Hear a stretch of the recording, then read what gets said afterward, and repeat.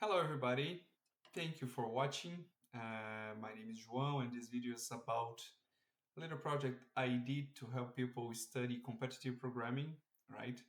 I myself am not a great competitive programmer, but I definitely have always interested in it, and I coach kids when I was younger, and when I got into it, I was a bit older already, so I always had to work. Never really had a lot of time to dedicate it to that. But anyway, there's a few online judges that you can practice and work into improving your skills. One of these judges is called Kattis, right? I really like this judge because it's very simple, but with this simplicity comes with a cost, is that the problems are not classified by what type of algorithm you would solve the issue. So when you're trying to study, it's a bit tricky because then you're navigating through uncharted waters sometimes, except if you want to cheat and check codes of other people in Google, and you can always find, because some people put some codes in GitHub. So, but anyway, this is not the way I want to do. What I want to know is based on classification, I could, direct my studies. For example, I'm studying how to do string manipulation, some sort of specific algorithm like a binary search and this kind of thing. It's a bit tricky to find these algorithms there. So I thought, why not now with these large language models like ChatGPT, use it to classify the problems for me, all right? So yeah, so that's what I did, and that's what I'm going to show you the result here in this video.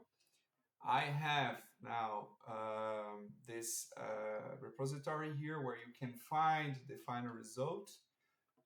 Basically, this is direct to two types of audiences, right? One is you that want to study the problems in Kattis, and the other people is like, yes, I want to study, but I also want to see how you do it. How did you make this script, right? So I'm going to start explaining already the result, right, of the classification, and how you can use this Excel file that is generated by the program in your studies, right? So if you come here, you can see this quick access to classified problems, right? Classified sounds a bit secret now that I think, but anyway, it's just the Kattis problems with a classification of a possible solution, right? So I have it open already here on my computer, right? It's filter, but anyway. So you guys can come here and you can see that the problems are basically organized in the same way you would find here in Kattis, right? So I just track this, all this data, and then based on the description of each problem, right, I run the algorithm, I run a request in ChatGPT through its API to classify this problem, right? And here on this algorithm type, I have the problem solution. But sometimes ChatGPT, as a language model, sometimes doesn't give a short answer. It's giving quite a long answer. In some cases, short answer is a bit hard to make a super standard thing because the volume of data I was asking here, so there's more than 4,000 problems.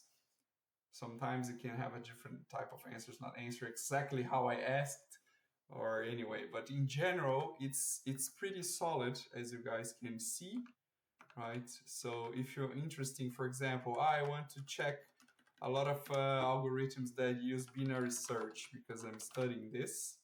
You can come here and filter, right? And then you have multiple problems that contain binary search as a solution.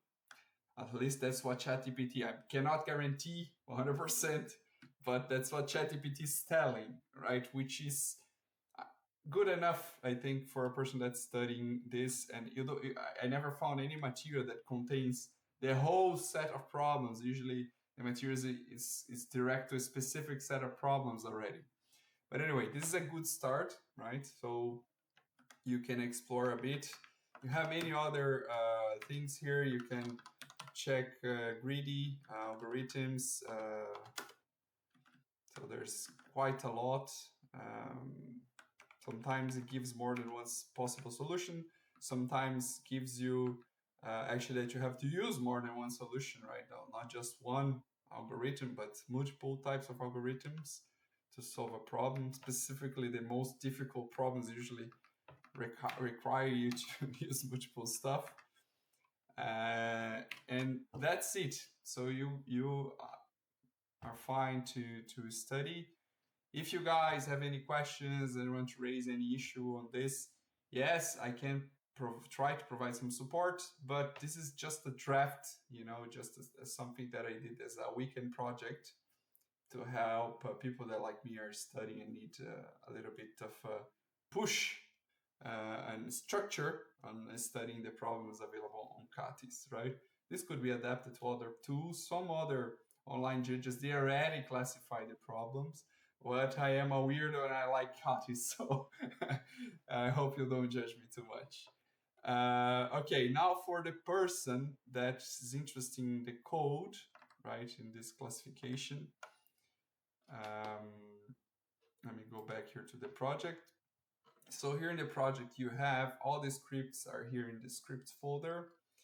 I'm using a Conda environment to run everything, but you can use any other inverter environment you prefer. I see use Conda. I'm a bit old school already, I guess, because I come from data, and in my time when I started, Conda was like the hot thing. But now people they think it's a bit too complex. Maybe, I don't know. Anyway, we have here 4 scripts, right?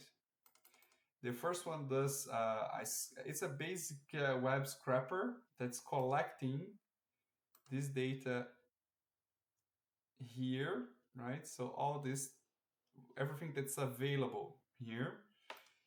The second script accesses each one of these problems and collects the description. So this whole area here until here, right? All this text data can be a bit tricky sometimes because they're images and tables and stuff, so it can be quite big. It's not perfectly formatted, I guess, when you throw into ChatGPT, but that you have to be a bit hopeful, and I didn't want to put a lot of effort trying to improve the input because it's very random and so many problems to tackle. So it would kill the purpose of the whole thing. But anyway, so this is what the second thing do.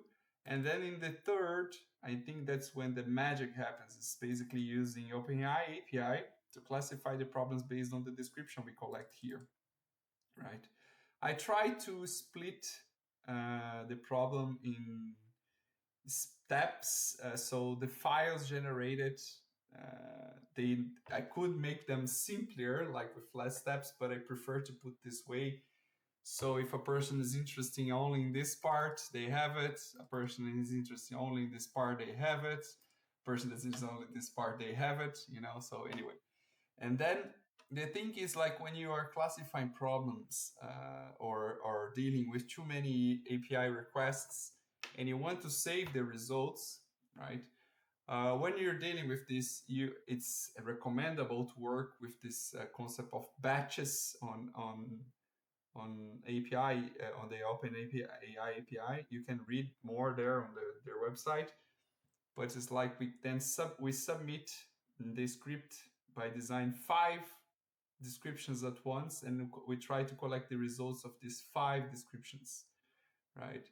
And also, because we have 4,000 problems, if we take 5 by 5 by 5 by 5 of these 4,000 problems, quite a large set, and anything can happen in between. Let's say your script, your credits are over on the API, so you have an error, you lose everything in the end. So all the APIs that you already have a result, you lose the result if you don't save it, right?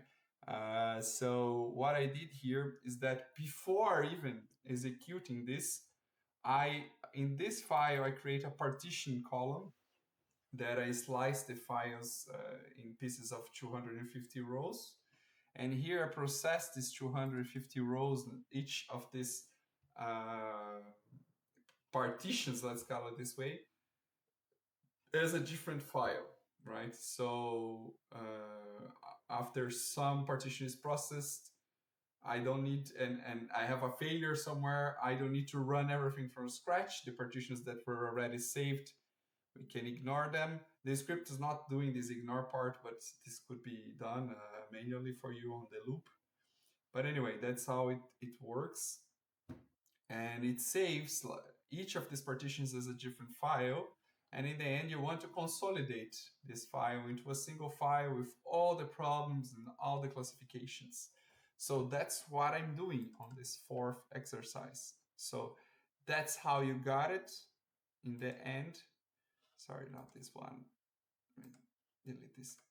You got it in the end. This consolidated with the 4,000 something exercises here, right?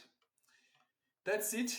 Thank you for watching. And guys, if you have any suggestions, you want to, submit some improvements to the project here on my Git, and feel free to contact me. And I really enjoy this kind of things. So I hopefully, hopefully you also you like this content and it's at least helpful to you. Okay.